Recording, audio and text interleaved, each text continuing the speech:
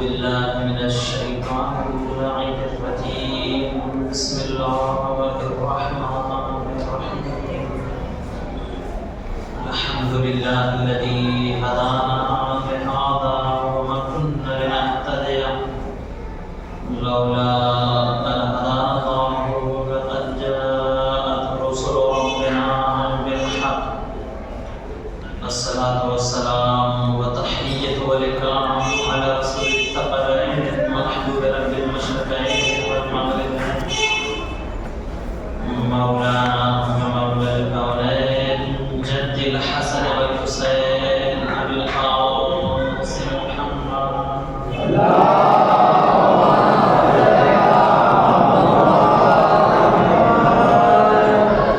وأهل بيته الطيبين الطاهرين المعصومين المظلومين المنتخبين المؤمنين ولعنة الله الدائمة الباقية على أعدائهم وقدرتهم وغاصب حقوقهم ومنكر فضائلهم ومصائبهم وبلايتهم وعطشهم أجمعين من الآن إلى الصباح يوم الدين. أما بعد فقد قال الله الحكيم.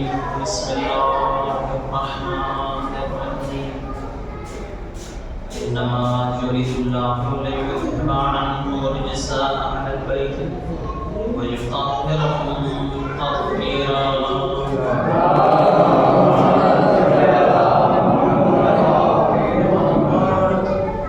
زنگران القدر سامعین سبیل الاحترام سوالان شہزادی کونین علیہ السلام خالق کائنات کے شاہ اہل بیت رسول، ہم نے آپ کو ہر رجس سے پاکیزہ رکھا ہے، ایسا پاک جیسا پاک. آج کی آخری مجلس ہے شہادت کے حوالے سے. آج تاریخ شہادت 3 جمادی الثانیہ شہزادی کی شہادت کی تاریخ 75 دن کی روایت کے اعتبار سے بیوی کی عظمت اور منزلت اور فضیلت کون درک کر سکتا ہے؟ بافضیلت خاتون جو اس آئے تطہیر کی مرکز بنی اور عصمت میں دائرہ عصمت میں مرکزیت کا درجہ رکھتی. یقیناً ان کی فضیلت کو کوئی درک نہیں کر سکتا. خود ذات شہزادی کو ہیں سر اللہ ہے، اللہ کے رازوں میں سے راز ہے. یہ کوئی درک نہیں کر سکتا ان کی عظمت، ان کی فضیلت کو.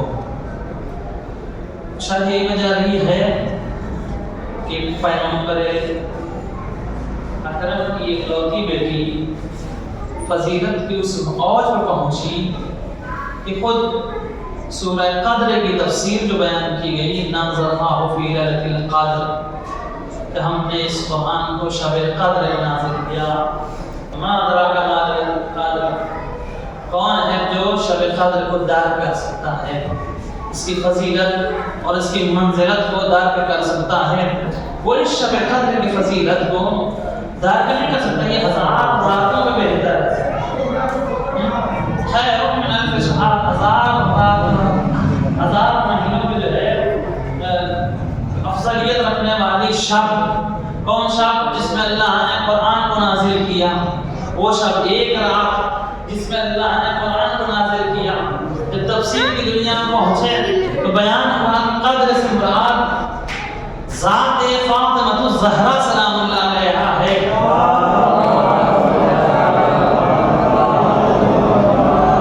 قدر سے مراد بیوی کی ذات ہے، یعنی بیوی کی فضیلت کو کوئی درک نہیں کر سکتا، بیوی کے مرتبے کو کوئی پہچان نہیں سکتا.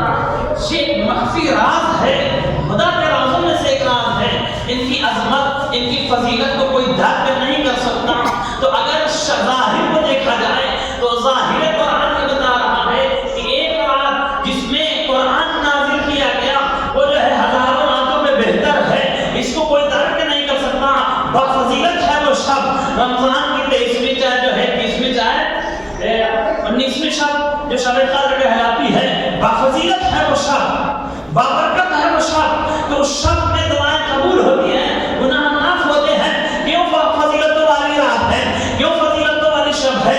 اس لیے تو شب میں اللہ نے قرآن کو نازل کیا ہے، یعنی شب قدر کو اللہ نے معین کیا ہے نزول قرآن کے لیے. قرآن جس رات میں آیا وہ رات تمام راتوں میں بہتر ہو گئی، بفضیلت ہو گئی. قدر میں جو ہے معنی جو ہے بیان کیے گئے فاطمہ کی رات ہے.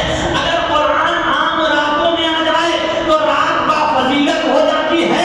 راتوں میں سے ایک رات میں ایک کتاب، ایک قرآن جو اللہ نے نازل کیا تو راتوں کو بہتر کر گیا. تو جس کی آغوش میں نو جو ہے عصمت کے بولتے قرآن پڑھ رہے ہو، جو ہے ائمہ کی نہ ہو، وہ کیوں کرنا شب قدر کی جیسی ہو جائے، کیوں کرنا اس کی فضیلت جو ہے ہر ایک پہ حاوی ہو جائے.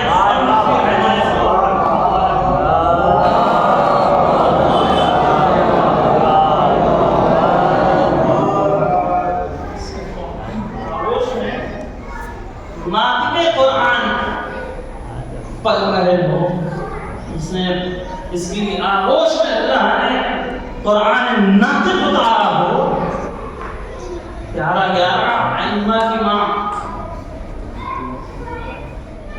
وہ کیوں کرنا جو ہے فضیلت ہو اور اس کی فضیلت کو کوئی درک نہیں کر سکتا. یہ خاتون جنت ہے، اس کی فضیلت کو کوئی درک نہیں کر سکتا. اسے اللہ نے مرکز عصمت قرار دیا. کل کی میں اس بیان سے کر رہا تھا، مرکز عصمت بنایا.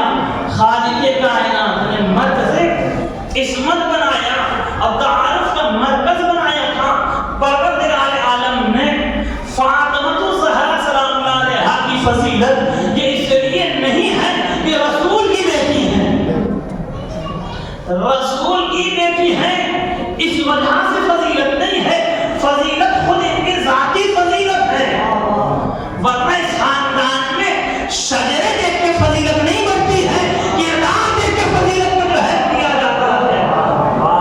خون دیکھ کے فضیلت نہیں. اس لیے جو ہے فاطمہ بفضیلت نہیں ہے کہ رسول کی بیٹی ہے، رسول کی بیٹی ہے. یہ اور بات ہے کہ رشتے جوڑ کے کچھ لوگوں کو وقتی کچھ احترام دے دیا جاتا ہے. رشتہ داریاں جڑی ہیں تو کچھ عورتیں مومنین کی مائیں ضرور ہو گئی، رشتہ داریاں جوڑ کے تھوڑا احترام مومنین کی مائیں ضرور ہو گئی. مگر یاد رکھیے رشتہ داری جوڑنے کے بعد یہی فضیلت ملی کہ مومنین کی ماں ہے، مومنین کی ماں اور ہے، رسول کی ماں اور ہے. انہیں ام المومنین کہا گیا تو فاطمہ کو ام ابیہا کے نام سے یاد کیا گیا. فاطمہ کو ام ابیہا کے نام سے یاد کیا گیا کہ فاطمہ اپنے باپ کی ماں ہے. فاطمہ اپنے باپ کی ماں ہے. جو انہیں مل گیا بس ایک محبت کی بیٹی سے لگا بلکہ وہ کردار 18 سال کو انہوں نے بیوی 18 سال کی عمر میں بیوی نے زندگی کے ہر رخ پہ اتنا مکمل کر کے دکھایا ہے کہ کوئی ہستی کر کے دکھا نہیں سکتی. آپ کو مریم جیسی بطول ملیں گی مگر زندگی کا ہر رخ مکمل نہیں ملے گا.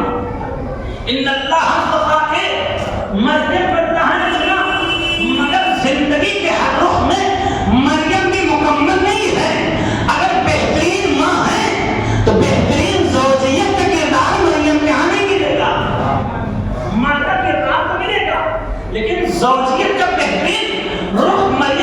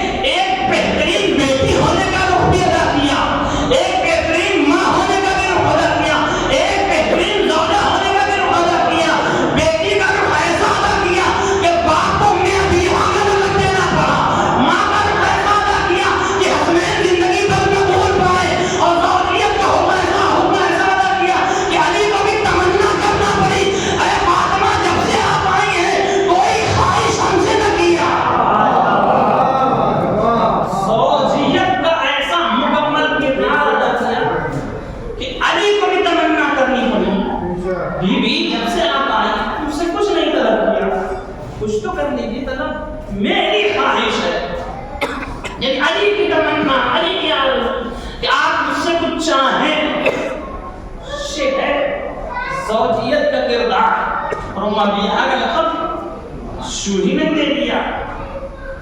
تاریخ کہتی ہے کہ پیغمبر اکرم جب ایک پہ نکلے اور انہوں نے پتھروں سے استقبال کیا, زخمی ہوئے اور کافی زخمی ہو کے گھر کی طرف آ رہے تھے. یہ سوچ رہے تھے کہ فاطمہ کیا جواب دیں, لیکن جیسے ہی دروازے پر باپ کے بیوی نے دروازہ کھولا, بیوی نے کچھ نہ کہا کہ بابا آئیے, آپ تھک چکے ہیں, آئیے میں آپ کے زخموں کو دھلتی ہوں, آئیے میں آپ کے زخموں کو دھلتی ہوں, میں جو ہے صاف کرتی ہوں آپ کے لیے تمام اہتمام کیا, زخموں کو صاف کیا.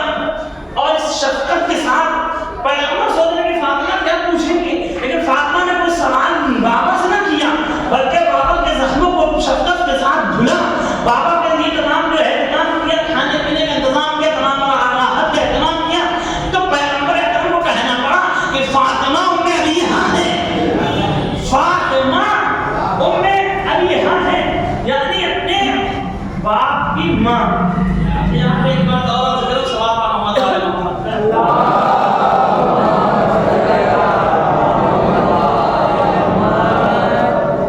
دو بات.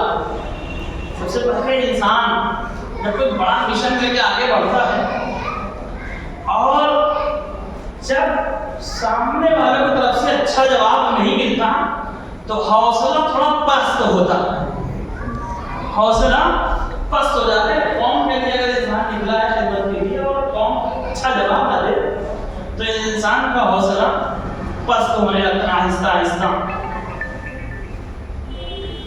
اور اگر یقین ہو کہ ہم جس مشن کو لے کے آگے بڑھ رہے ہیں, بعد میں جیسے سے اگر معلوم ہو جائے کہ نہیں ہم کام کرتے رہے, ہمارے اس مشن کو بعد میں آگے بڑھایا جائے گا, بعد میں آگے بڑھایا جائے گا, تو حوصلے میں تھوڑا سا قوت آتی ہے. نبیوں نے تبلیغ کی, 1,23,999 نبی تبلیغ کرنے کے لیے دنیا میں بھیجے گئے. نبیوں کو جو ہے ستایا امت والوں نے. جب جب نبیوں کا حوصلہ پست ہوتا رہا تو ان کے سامنے ایک صورت تھی کہ آخری زمانے میں ایک نبی آئے گا, وہ اس مشن کو مکمل کر جائے گا. آخری زمانے میں نبی آئے گا, ایک مشن کو جس کو ہم آگے لے کے بڑھ رہے ہیں. نوح کی قوم والوں نے استقبال کیا, پتھروں نے ڈھانپ لیا. نوح کو حوصلہ دینے کے نبی کی صورت سامنے تھی کہ اس مشن کو نبی آخری نبی آ کے مکمل کر جائے گا. اس لیے سب کو معلوم تھا جب آخری نبی آئے گا تو یہ مشن مکمل ہو جائے گا, یہ مشن مکمل ہو جائے گا. سب کی امیدیں, سب کی آرزو آخری نبی تھے, لیکن جب آخری نبی آ گئے اب تو نہ کوئی دین آنے والا ہے نہ کوئی نبی آنے والا ہے. آخری نبی آ گئے, دین کو مکمل کرنے کے لیے اب کتاب نہیں نازل ہوگی, اب کوئی پیغمبر نہیں آئے گا, اب کوئی رسول نہیں آئے گا. اور امت کا یہ جواب ہے کہ پتھروں سے استقبال کر رہی ہے, زخمی کر رہی ہے, امت جو ہے طرح طرح کی اذیتیں دے رہی ہے. نبی کے لیے بھی کوئی نہ کوئی ہونا چاہیے کہ اس پہ جو ہے نبی تکیہ کرے. جب تاریخ کہتی ہے نبی تبلیغ کر کے واپس آتے تھے, تمام نبیوں کا حوصلہ پیغمبر تھے, اور پیغمبر نے کہا جب میں تبلیغ کر کے تھک کے واپس گھر آتا ہوں اور فاطمہ کے چہرے کو دیکھتا ہوں تو ایک نئی امنگ تبلیغ پیدا ہوتی کی نظر آتی ہے. فاطمہ کو دیکھتا ہوں تو ایک نئی چمک, ایک نئی امنگ پیدا ہوتی ہے. یہ پیغمبر کے جملے ہیں, یعنی نیا حوصلہ اور نئی امنگ پیدا ہوتی ہے. تبلیغ کے جذبات بڑھ جاتے ہیں, یعنی امت کا جو ہے امت کی طرف سے ظلم تھا نبی کے لیے. نبی جب جو ہے حوصلے میں کمی پاتے, پیغمبر آگے فاطمہ کے چہرے کو دیکھتے کہ حوصلے میں جو ہے اور اضافہ ہوتا. جب جب فاطمہ کے چہرے میں نظر پڑتی تب تک جو ہے نبی دیکھتے کہ نہیں میرے بعد یہ میری فاطمہ ہے جو میرے مشن کو آگے بڑھائے گی, علی کو آگے بڑھائے گی, اس کی اولادیں ہوں گی جو اس دین کی محافظ ہوں گی. اب نبی نے کہا فاطمہ ام ابیہا, فاطمہ اپنے باپ کی ماں ہے. فاطمہ اپنے باپ کی ماں ہے. ام لفظ ام دیکھا جائے تو اس کے کئی معنی ہیں. ایک معنی ماں کی ہے معنی مسکن کے ہیں. کلمہ مسکن کے معنی تقریباً ہم نے نئے سے نہیں جانتا، لیکن کلمہ میں جس میں آج کر چکا ہوں. ایک معنی مسکن کے ہے اور ایک معنی ریشہ اور اصل کے ہے. ریشہ اور اصل کے ہیں جہاں سے کسی چیز کا وجود پایا جا رہا ہے، جہاں سے وہ چیز جو ہے وجود میں آتی ہو، جس کی وجہ سے اسے اوم کہتے ہیں. جس کی وجہ سے کوئی چیز وجود میں آتا ہے، کوئی دوسری شے، اسے اوم کہا جاتا ہے. اسی وجہ سے ماں کو بھی ماں اسی وجہ سے اوم کہا جاتا ہے کہ ماں بچے کے دنیا میں آنے کا سبب ہوتی ہے. یعنی اس کے سبب کوئی شے وجود میں آئے اسے اوم کہا جاتا ہے. ماں کے سبب سے بچہ دنیا میں وجود میں آتا ہے، اس لیے اسے بھی اوم کہا جاتا ہے. اب آپ تاریخ خدا کے دیکھیے، مکے کی زمین کو ام القرى کہا جاتا ہے. قرى یعنی زمین، ام القرى یعنی زمینوں کی ماں. یا مکے کی زمین کو ام القرى کیوں کہا جاتا ہے؟ اگر آپ جا کے پڑھیے گا تو معلوم ہوگا کہ اللہ نے سب سے پہلے جو زمین خلق کی وہ مکے کی زمین بنائی، اس سے تمام دنیا کو پھیلایا. یعنی کائنات میں جہاں جہاں زمین ہے اس کا اصل و ریشہ مکے کی زمین ہے، اس لیے مکے کو ام القرى کہا جاتا ہے. صحیح ہے، اللہ نے بہت سارے نازل کیا آسمان سے، لیکن تمام کتابوں کی ماں جسے کہا گیا ہے، قرآن کو کہا گیا ام الکتاب. ام الکتاب کیوں کہا گیا؟ اس لیے کہ جتنی بھی کتابیں آئیں اس کا ماخذ منبع اور اس کا مسبب جو ہے قرآن تھا. یعنی اس کی وجہ سے تمام چیزیں آئی ہیں. اب جو پتا چلا کہ نبی جو یہ کہہ رہے ہیں فاطمہ اپنے باپ کی ماں ہے، یعنی فاطمہ وہ مسبب ہے جس کی وجہ سے نبی کا وجود ہے. نہیں سمجھ میں آیا تو پھر اللہ کی زبانی سن لو. اللہ خود ہی کہتا ہے حدیث قدسی میں، لولا لما خلقت الافلاک، اے محمد اگر جو ہے تمہیں پیدا کرنا مقصود نہ ہوتا تو اس جہان کو پیدا نہ کرتا. لولا علی لما خلقتک، اور اگر علی کو پیدا کرنا مقصود نہ ہوتا تو میرے حبیب تمہیں بھی نہ بناتا. پھر اللہ کہتا ہے لولا فاطمہ لما خلقتکما، اگر فاطمہ کو پیدا کرنا مقصود نہ ہوتا تو تم دونوں کو نہ بناتا. یعنی بتا دے اگر فاطمہ کو بنایا ہے تو نبی کو بھی بنایا ہے، علی کو بھی بنایا ہے. نبی اسی بات کی تفسیر کر رہے ہیں فاطمہ تو ام ابیہا، فاطمہ اپنے باپ کی ماں ہے، اپنے باپ کی خلقت کا سبب ہے.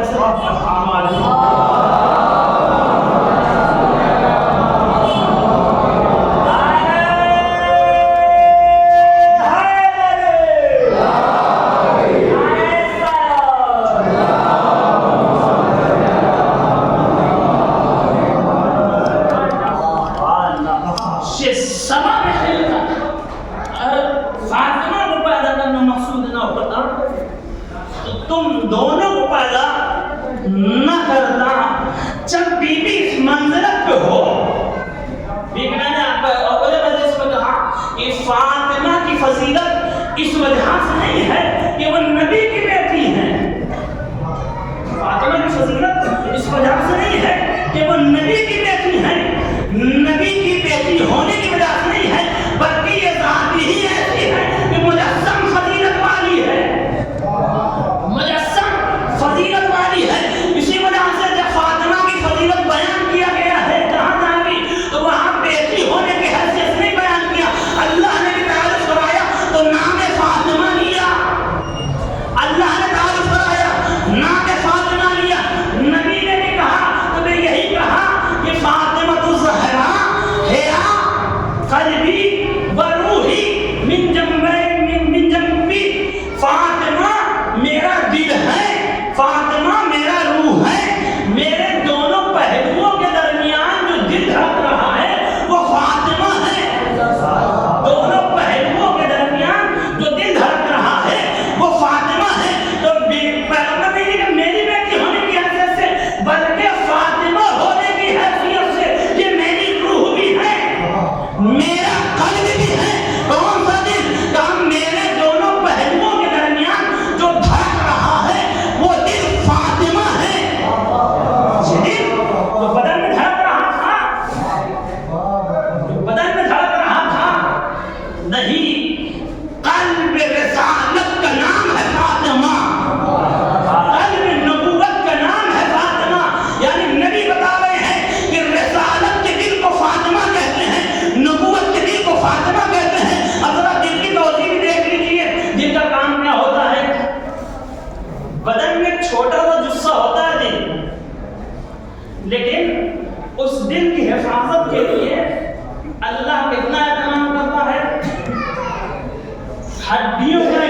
पिंजरा ताकि दिल महफूज रहे।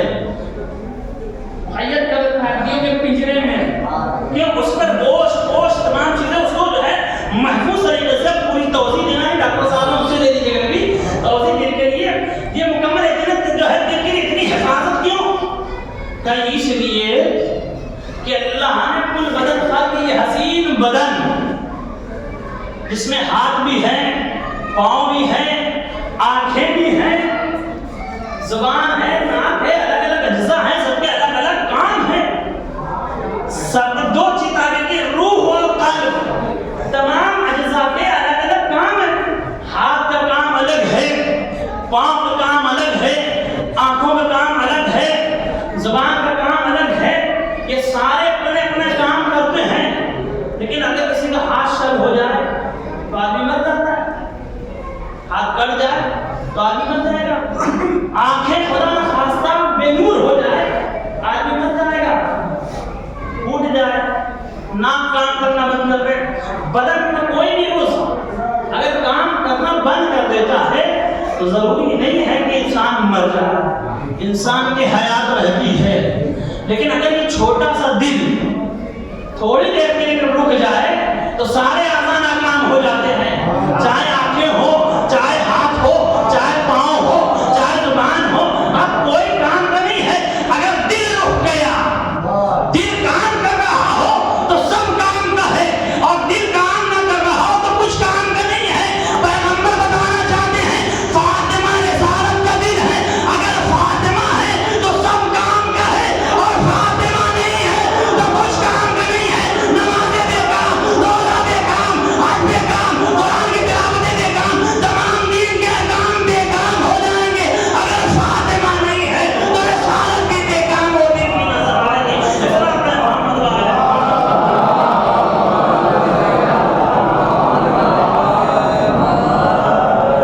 फातिमा नहीं तो रिसालत भी बेकार।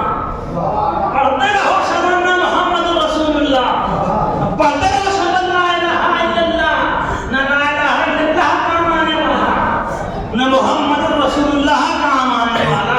फातिमा तो पढ़कर भी, फातिमा मेरा दिल है, फातिमा मेरा दिल है, फातिमा मेरी रूह है, फातिमा मेरी रूह है। मैंने अर्ज किया सारे आज़ा के काम अलग अलग हैं।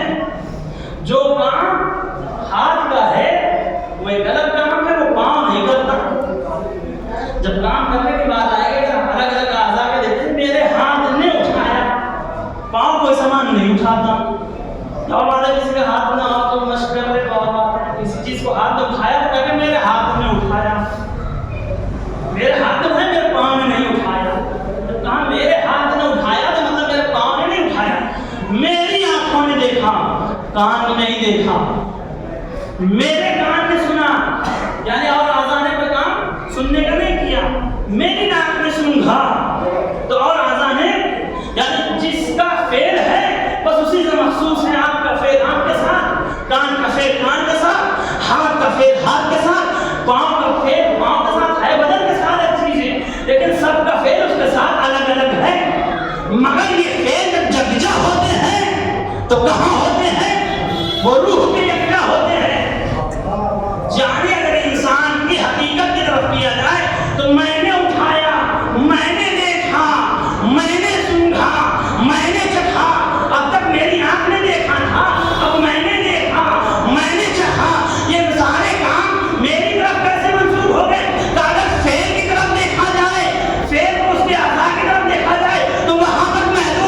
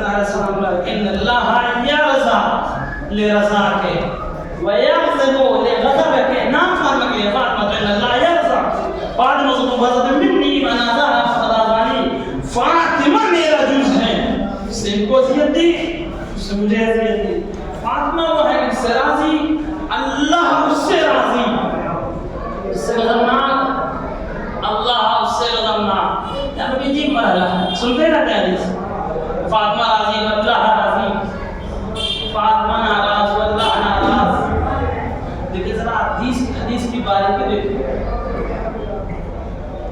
یعنی اللہ کی رضا طلب کرنا ہے، اللہ کی رضا اور مرضی انسان چاہتا ہے تو کہاں ملے گی؟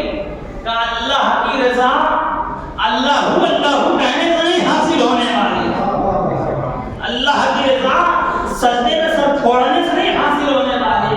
اللہ ایسے ہی رضا بانٹتا جو سجدے میں سر پٹک رہا ہو تو بہت سارے لے جاتے، بہت سارے لے جاتے، لیکن اللہ پیغمبر نے کہا کہ فاطمہ کی رضا میں، مطلب یہ نہیں کہ یہ راضی ہم راضی، مگر نہیں، اللہ کی رضا سے پہلے فاطمہ کی رضا مقدم ہے۔ حدیث کی بات کی فاطمہ کی رضا مقدم ہے، یعنی اگر فاطمہ راضی ہوگی تبھی خدا راضی ہوگا۔ حدیث میں اگر فاطمہ راضی ہوگی تب تو خدا راضی ہے، اگر فاطمہ ناراض تو خدا ناراض، یعنی رضایت و غضب میں بھی اللہ نے اپنے اوپر کسی کو مقدم رکھا تو وہ فاطمہ کو مقدم رکھا کہ اگر فاطمہ کی رضا ہے تو ہماری رضا ہوگی، فاطمہ کا غضب تو ہمارا غضب ہے۔ اب دنیا چاہے جسے رضی اللہ کہے، ہم تو یہ دیکھتے ہوئے نظر آئیں گے فاطمہ راضی ہے یا نہیں راضی ہے۔ اگر فاطمہ راضی تو وہ رضی اللہ، اور اگر فاطمہ راضی نہیں تو وہ لعنت اللہ ہوگا، رضی اللہ نہیں ہوگا۔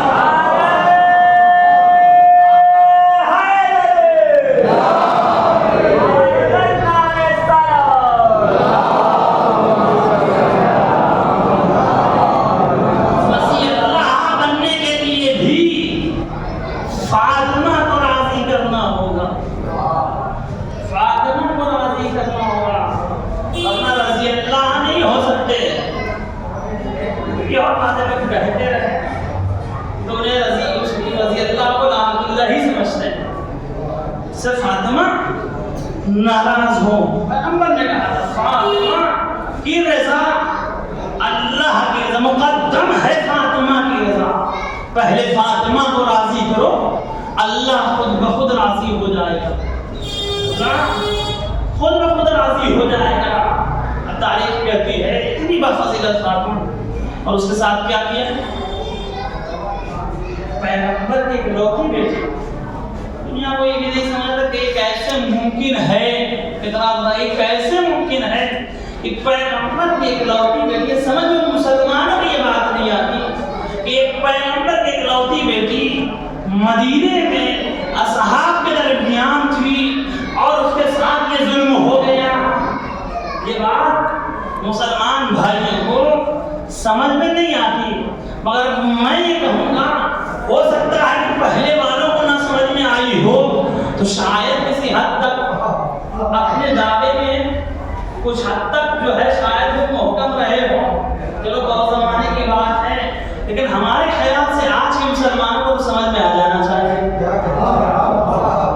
شیخ راز کی پیغمبر کی بیٹی مدینے میں پیغمبر کے اصحاب کے درمیان رہ رہی ہو اور اس پہ یہ ظلم ہو جائے، یہ بات سمجھ میں نہیں آتی۔ تو آج کا زمانہ دیکھ لیجئے، ایک مسلمان ملک ہے، مسلمان ملکوں سے گھرا ہوا، تمام ممالک جو ہے مسلمان کے گھیرے ہوئے، لیکن یہودیوں کی سازش کے تحت وہاں کے لوگ مظلوم مارے گئے، یہ مسلمان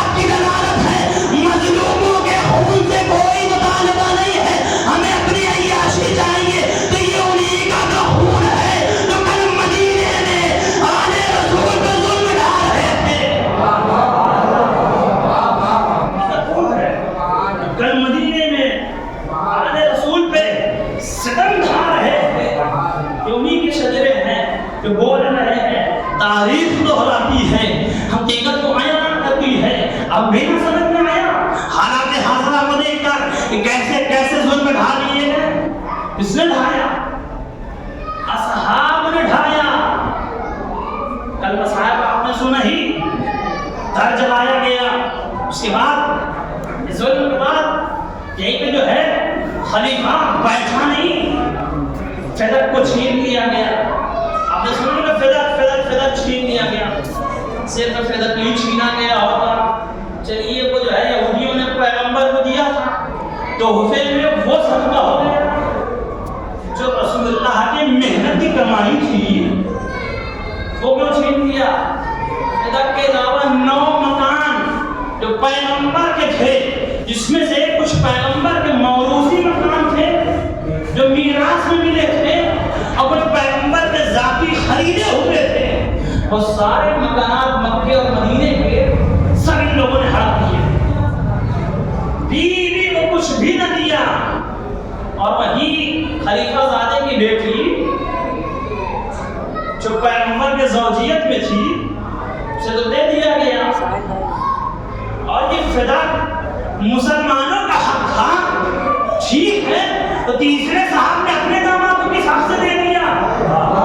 یہ سوال مسلمانوں سے کہ تیسرے خلیفہ نے یہ فدق جو فاطمہ سے چھینا گیا تھا، یہ فدق تیسرے صاحب نے اپنے داماد مروان کو کیسے دے دیا؟ یعنی پتہ چلا اب تم ہی فیصلہ کرو، مسلمانوں کا خلیفہ اپنے داماد کو دے رہا ہے. تمہارا خلیفہ کس طریقے کی بے ایمانی کر رہا ہے؟ کس کو چوری سے بچاؤ گے؟ پہلے کو بچاؤ گے یا تیسرے کو بچاؤ گے؟ تمہارا تو پہلا بھی چور نظر آ رہا ہے، تیسرا بھی چور نظر آ رہا ہے. اگر ادھر بچاؤ گے تو اس کی چوری ثابت، اسے بچاؤ گے تو اس کی چوری ثابت ہوتی ہے. اخلاق ہے محمد وعلی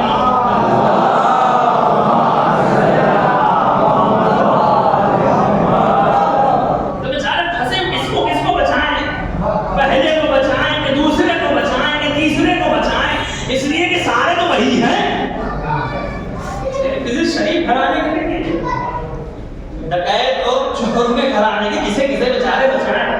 مسئلہ یہ ہے پہلا حق فدق چھینا گیا، اور فدق چھیننے کے بعد بات آگے ہے مجھے فدق چھیننے کے بعد بیوی آئی دربار میں مطالبہ فدق کرنے کے لیے.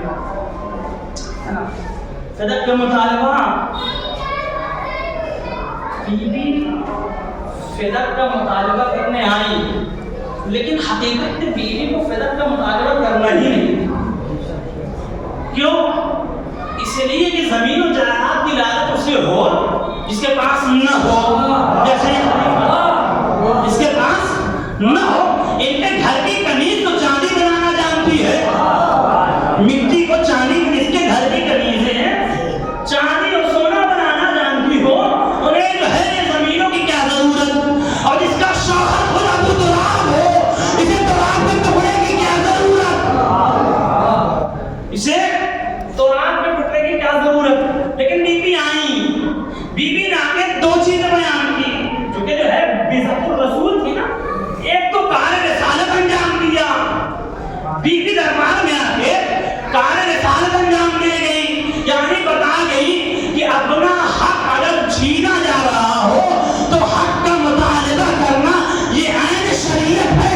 ایسا نہ ہو کہ کوئی صنف نسواں اگر اس کا حق چھینا جائے تو بیچاری اس لیے گھر کے اندر رہ جائے کہ وہ عورت ذات ہے. بیوی نے دربار میں آ کے بتایا کہ اگر کسی کا حق چھینا جائے تو اپنے پورے حجاب میں وہ دربار میں آ کے اپنے حق کا مطالبہ کر سکتی ہے. ہر ایک کو احتجاج کا حق ہے. پہلا تو رسالت انجام دیا، ایک آئین دے گئی بیوی. دوسرا بیوی دنیا سمجھ رہی ہے فدق، لیکن ابن ابی الحدید معتزلی سے پوچھنے اپنے شرح نہج البلاغہ کی شرح میں لکھا کہ میں نے اپنے استاد سے پوچھا کہ کیا فاطمہ جو صدیقہ تھی، آیت طہیر کا مصداق تھی، وہ اپنے دعوے میں سچی نہ تھی؟ کون پوچھ رہا ہے؟ ابن ابی الحدید معتزلی، اہل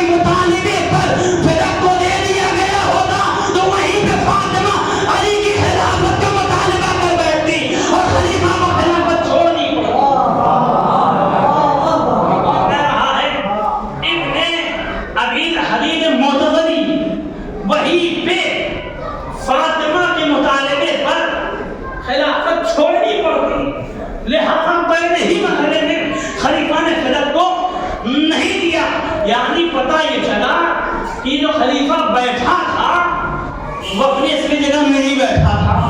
یہ تو سبھی جانتے ہیں نا، علماء اہل سنت میں سبھی جانتے ہیں کہ وہ ان کی جگہ نہیں جنہوں نے خاتمہ مطالبہ کر بیٹھتی، لیکن بیوی نے کوئی رخ چھوڑا ہی نہیں. بیوی نے مطالبہ کیا، لوگوں نے گواہیاں طلب کی، تاریخیں پڑھی گئی، لوگوں نے گواہیاں طلب کی، خلیفہ نے گواہ طلب کیا.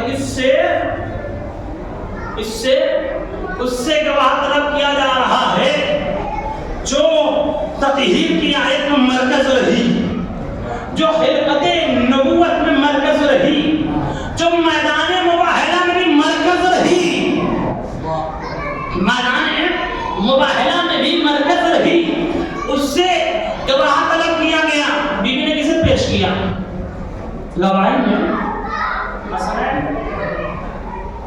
حسنین کو، علی کو. خود بیوی کو نہیں پتا تھا، شریعت کو نہیں جانتی تھی کہ گواہ 2 مرد ہونے چاہیے، 1 مرد کافی نہیں ہے. بچوں کی گواہی ناقابل قبول ہے. بیوی کو پتا تھا نا، پھر کیوں لا رہی ہے؟ بیوی اس سے زیادہ شریعت جاننے والی، یہ عورتوں سے پوچھ کے شریعت چلانے والے جو ہے، عورتوں سے مسئلے پوچھ کر شریعت چلانے والے، یہ قرآن کو جو ہے نہ یاد کر پانے والے، سورہ بقرہ کو یاد نہ کر پایا، وہ زیادہ جان رہا ہے. پھر کبھی خطبہ دے رہی ہے وہ جان رہی ہے. بیوی کو معلوم تھا، لیکن پھر بھی بیوی سلمان کو لے آئی ہوتی، ابو ذر کو لے آئی ہوتی. اگر کہہ دیتی فاطمہ سلمان گواہی دے دو، ابو ذر گواہی دے دو، تو قطعاً سلمان اور ابو ذر میں جرأت نہ ہوتی کہ وہ کہہ دیتے کہ نہیں. اگر ایک بار زبان کھول دیتی تو سلمان بھی آتے، ابو ذر بھی آتے، کیوں؟ اس لیے کہ انہیں معلوم ہے فاطمہ کی منزلت کیا ہے. میں نے گزشتہ مجلس میں پڑھا تھا کہ جب فاطمہ کے گھر میں حوران جنا آئی تھی، سلمان کی حور جو جنت میں ملنے والی ہے وہ فاطمہ کے گھر پہ آئی، ابو ذر کی حور جو جنت میں ملنے والی ہے وہ فاطمہ کے گھر پہ آئی. فاطمہ نے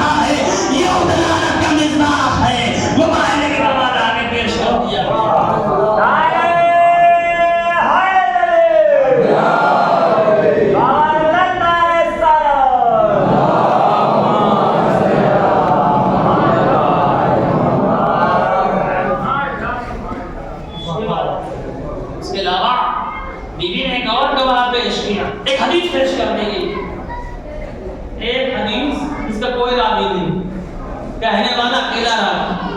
حدیث کے دوسرے صاحب بھی جنہوں نے بنایا تھا بیچارے وہ بھی کہہ رہے ہیں کہ ہم نے نہیں سنا ایسی حدیث. کہ وہ دوسرے صاحب وہ بھی کہہ رہے ہیں کہ ہم نے پیغمبر سے نہیں سنا.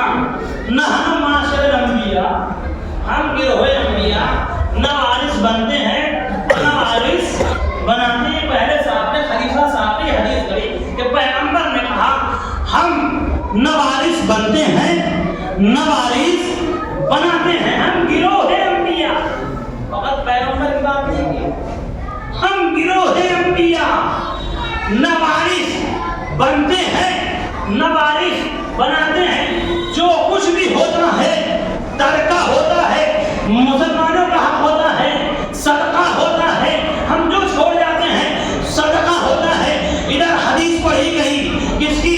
پیغمبر کی حدیث. بیوی نے فوراً قرآن پڑھا وہ وارث داؤد سلیمان, اور وارث جو ہے سلیمان کے داؤد کے وارث مسلسل سلیمان ہوئے, داؤد کے وارث سلیمان ہوئے. بیوی نے آیتیں پڑھنا شروع کر دیا, قرآن کی آیتیں جو وارث بننے کی ہے. نبی وارث بن رہا ہے, نبی وارث بنا رہا ہے, داؤد بھی نبی ہے, سلیمان بھی نبی ہے. ایک وارث بن رہا ہے, ایک وارث بنا رہا ہے. یحییٰ کا وارث یحییٰ نے تو جو ہے زکریا نے دعا کی مجھے ایک وارث عطا کر دے. یحییٰ پیدا ہوئے, ایک نبی وارث مانگ رہا ہے, خدا وارث دے رہا ہے. یہ نبی جو ہے وارث بن رہا ہے, نبی وارث بنا رہا ہے. خلیفہ کہہ رہا ہے, یہ حدیث پڑھ کے سنا رہا ہے کہ ہم گروہ انبیاء نہ وارث بنتے ہیں نہ وارث بناتے ہیں. بیوی نے اس دربار میں عجب فیصلہ کیا ہے. بیوی بتانا چاہتی ہے آج یہ حدیث پڑھنے والا کل یہ کہہ رہا تھا میرے بابا کے سامنے حسبنا کتاب اللہ, ہمیں حدیث کی ضرورت نہیں ہے, کتاب خدا کی ضرورت ہے, ہمیں کتاب خدا کی ضرورت ہے. کل یہ کتاب کہہ رہا تھا, آج بیوی کتاب پڑھ کے سنا رہی ہے اور فیصلہ کر رہی ہے. نہ یہ حدیث والے ہیں نہ یہ کتاب والے ہیں, یہ کل کے بھی بت پرست تھے, آج کے بھی بت پرست.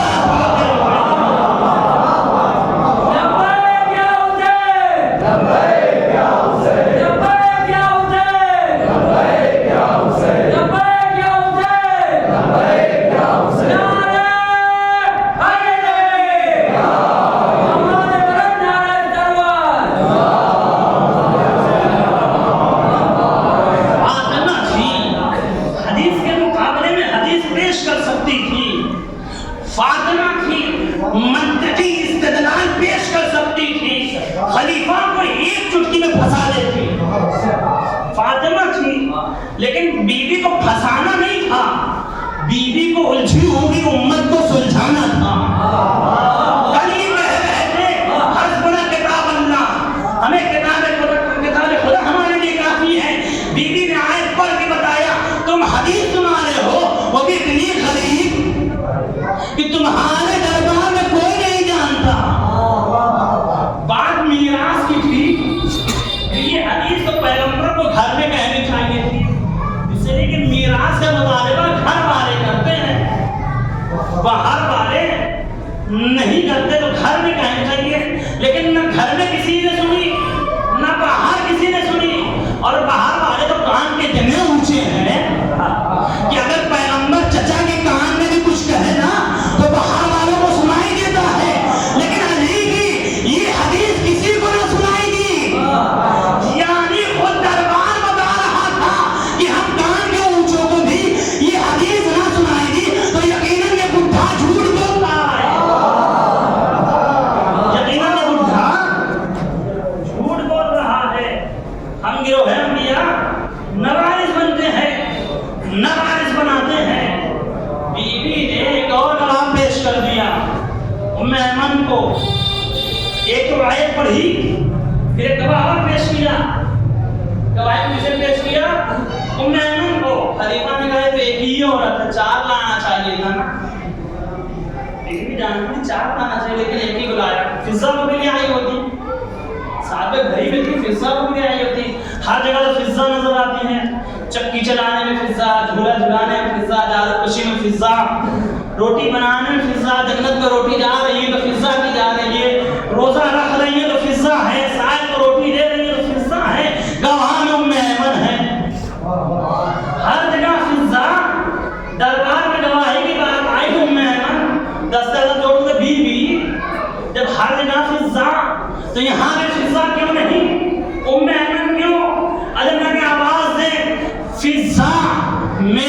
قمیض ہے ام ایمن، یہ بھی میری قمیض ہے، مگر یہ میری نہیں تھی، میرے بابا رسول اللہ کی تھی۔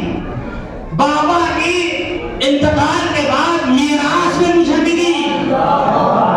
یہ جھوٹا کہہ رہا ہے ہم گروہ انبیاء نہ وارث بنتے ہیں نہ وارث بناتے ہیں، ذرا ام ایمن کو کوئی لے کے دیکھے، میراث میں ملی ہے، اور یہ بھی میرے بابا کی نہیں تھی، میرے دادا کی تھی، دادا کے بعد میراث میں میرے بابا کو ملی، دادا کے بعد میراث میں میرے بابا کو ملی، میرے بابا سے مجھ تک آئی، یعنی بیوی نے کمری ثبوت پیش کیا کہ اگر تم کہتے ہو کہ ہم گروہ انبیاء نہ وارث بنتے ہیں نہ وارث بناتے ہیں تو اس کے لیے مجھے کچھ کہنے کی ضرورت نہیں ہے، ام ایمن کو لا کے کھڑا کر دیتی ہوں، دیکھ لو اس کو جو ہے میرے بابا نے نبی ہوتے ہوئے میراث میں پایا اور میراث میں مجھ تک آئی ہے،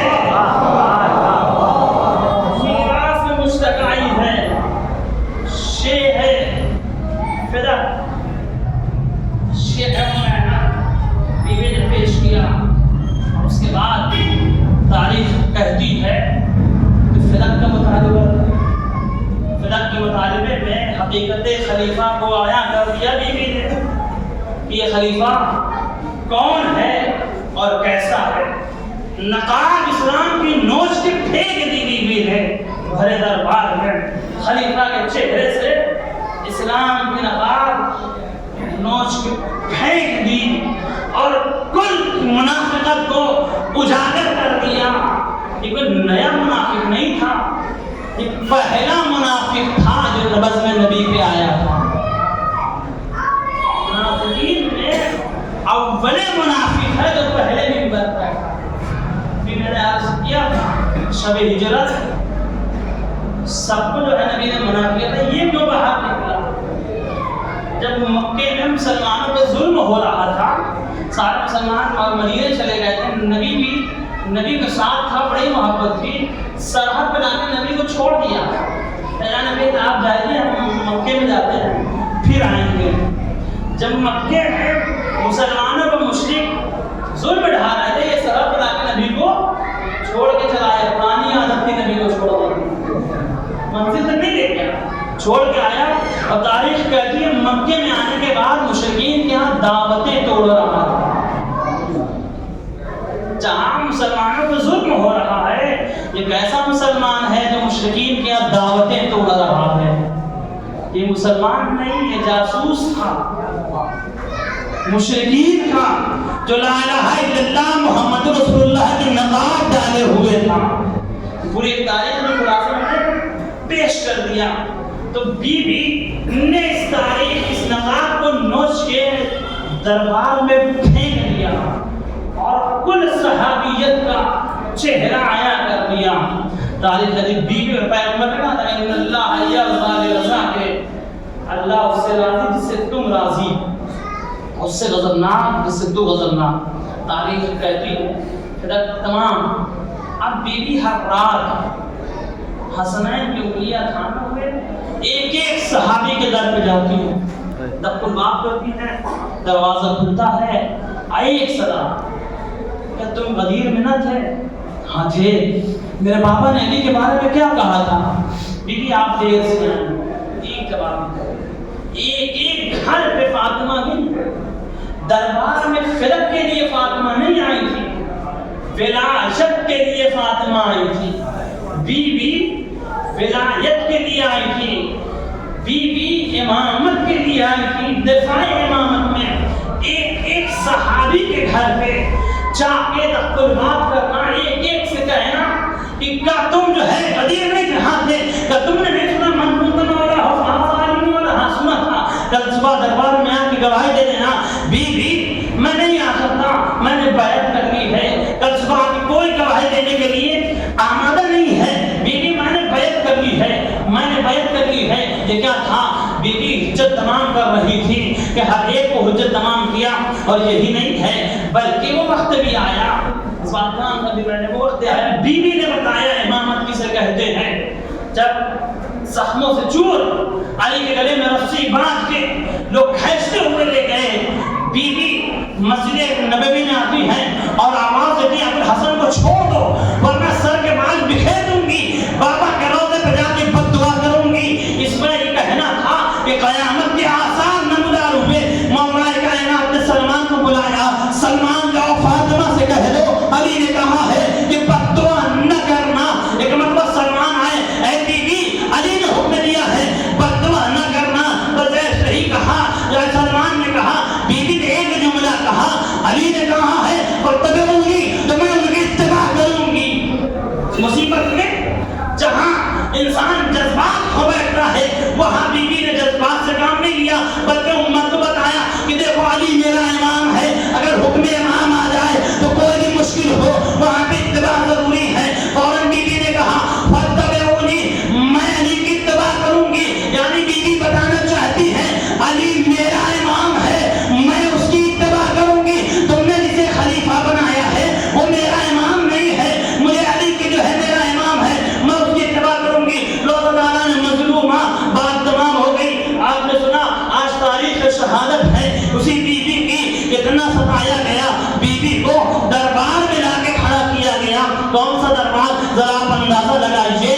پیغمبر کی چہیتی بیٹی, اکلوتی بیٹی جب کبھی پیغمبر کے دربار میں یعنی مسجد نبوی میں آتی تھی تو پیغمبر احتراماً اٹھ کے کھڑے ہو جاتے تھے. ارے کھڑے ہی نہیں ہوتے تھے, چند قدم آگے بڑھتے تھے, فاطمہ کا استقبال کرتے تھے, اپنی مسند پہ بٹھاتے تھے اور جب تک فاطمہ بیٹھی رہتی تھی پیغمبر احترام فاطمہ میں کھڑے رہتے تھے. ابھی نبی کے گزرے ہوئے ارے چند روز ہوئے ہیں, فاطمہ دربار میں آئی ہے, کس عالم میں آئی ہے کہ پہلو شکستہ ہے, بازو زخمی ہے, چہرے پہ نیل کے نشان ہے, سینے میں گہرا زخم ہے. بیوی اپنا حق مانگنے آئی ہے مگر عالم یہ ہے کہ کیسا نقشہ بدلا. کل جب آتی تھی نبوت کھڑی ہو جاتی تھی, آج بیوی ایسا کا سہارا لے کے آئی ہے. ارے سارا دربار بیٹھا ہے, فاطمہ کھڑی رہی, کسی نے یہ نہ کہا اے فاطمہ بیٹھ جاؤ. مولا تعالیٰ نے مظلومہ 4 گھنٹے بیوی کھڑی رہی, پاؤں میں ورم آ گیا لیکن کوئی بیٹھنے کو نہیں کہتا ہے. ارے بڑے دربار میں صدیقہ کو جھٹلایا گیا, گواہی کو رد کیا گیا, حق چھینا گیا. مولا تعالیٰ نے مظلومہ تمام مظالم کو سہنے کے بعد اب آخر بیوی نے کہا کہ میرے پاپا نے میں رشتہ دیا تھا, میرے پاپا کی تحریر ہے میرے پاس. وہ ایک مرتبہ میرے وہ خلیفہ کہتا ہے تحریر ہے, لاؤ وہ تحریر لے کے آؤ, دیکھے پاپا نے تمہارے کیا لکھا ہے. اللہ تعالیٰ نے مظلومہ فاطمہ گھر آئی, آنے کے بعد جو تحریر کو دیا, روایت کے جملے ہیں, بڑے سخت جملے ہیں, میں تمام جملوں کو نہیں دوہرا سکتا لیکن چند باتیں ضرور کہوں گا کہ بیوی نے جو نوشتہ لا کے خلیفہ کو دیا, بیوی پیغمبر کی تحریر, پیغمبر کی مہر تھی جس میں پیغمبر نے پھر فاطمہ کو ہبا کیا تھا. اللہ تعالیٰ نے مظلومہ ایک بار خلیفہ نے تحریر پڑھا, پیغمبر نے فاطمہ کو ہبا کیا ہے لیکن ملعون تو نے امت کے سامری نے وہ جفا کی. ایک مرتبہ تاریخ کہتی ہے جیسے ہی نوشتہ لے کے بیوی دربار سے باہر جا رہی تھی, حسن کی انگلی پکڑائے ہوئے تھی. روزی تو ذرا آپ تصور کیجئے گا, پہلو بیوی کا شکستہ تھا, سینے کی ہڈیاں چور تھی, جس کی ہڈیاں ٹوٹ جاتی ہیں تو اسے تکلیف نہیں ہے, تو درد سے افاقہ نہیں ہوتا ہے, ہر آن تکلیف رہتی ہے. مگر اگر سینے کی ہڈی ٹوٹ جائے تو جب جب سانس لی جائے گی تب تک تکلیف ہوتی رہے گی. عزیزو اس عالم میں بیوی تھی, عصا کا سہارا لیے ہوئے, حسن کی انگلی تھامے ہوئے, ارے جا رہی تھی کہ راستے میں ملعون تم نے راستہ روکا, اے فاطمہ کہاں جا رہی ہو, کہا پاپا کا نوشتہ لیے جا رہی ہو. ایک مرتبہ کہتی ہے پاپا کا نوشتہ ہے, ملعون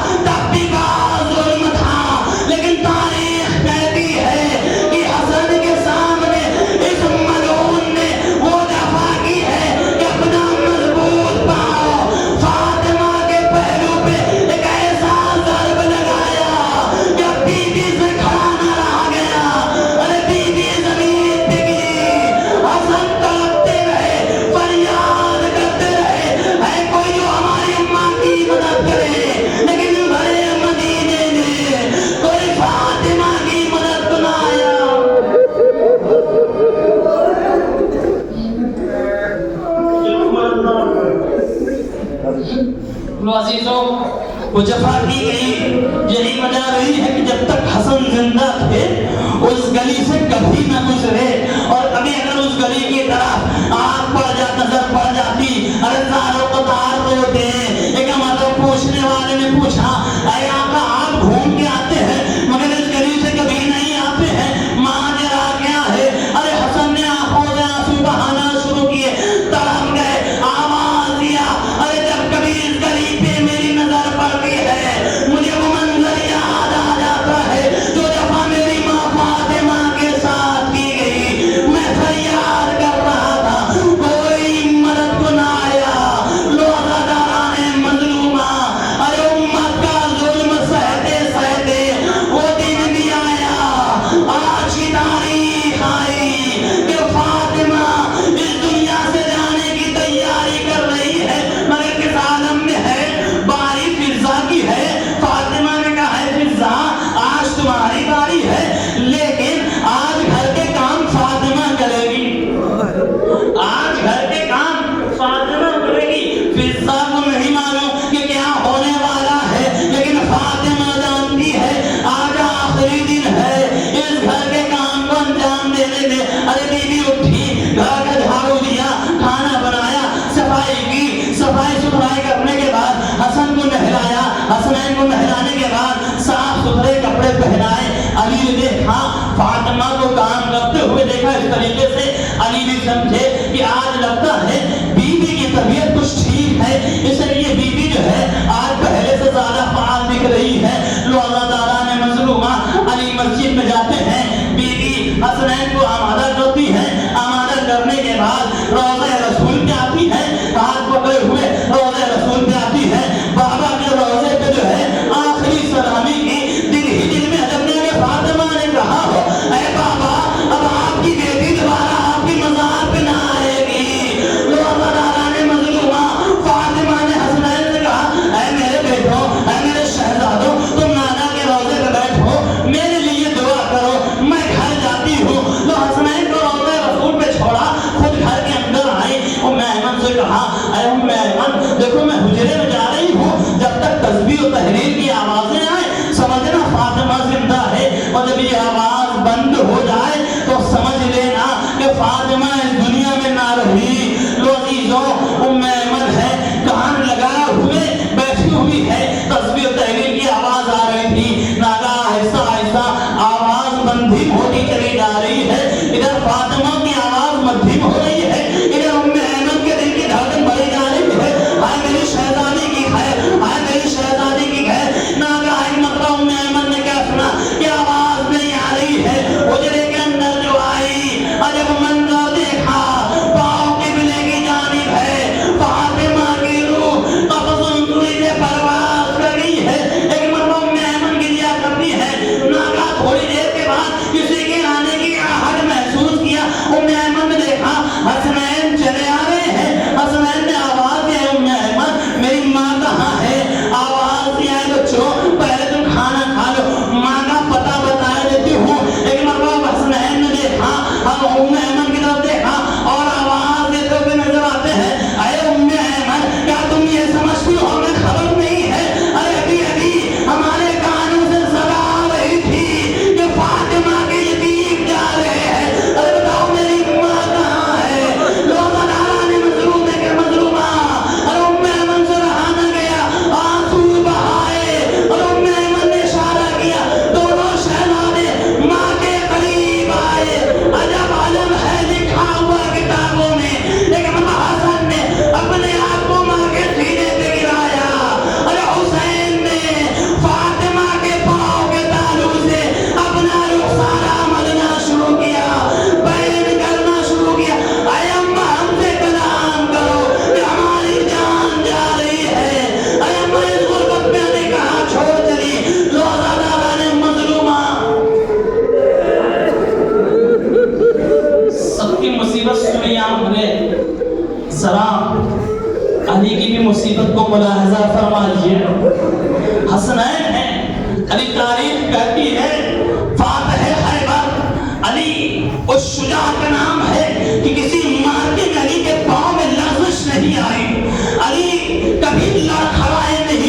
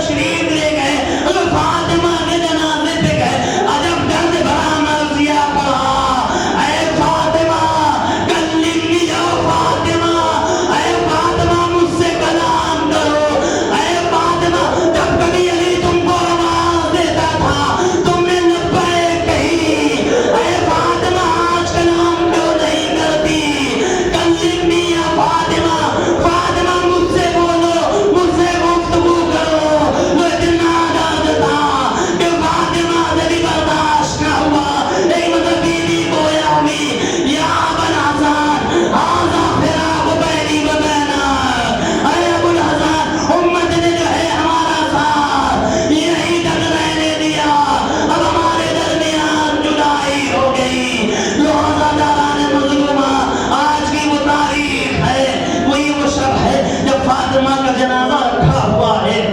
तो फातिमा का जनाजा क्यों रखा गया? इसलिए कि दुश्मन जनाजे में शरीक न होने पाए। लो बस बात तमाम कर दिया। फातिमा का जनाजा रखा हुआ है, लेकिन मतबा रात की तारीकी हुई, अली ने उससे देना शुरू किया। लो उसको कफन भी दिया। कफन देने के बाद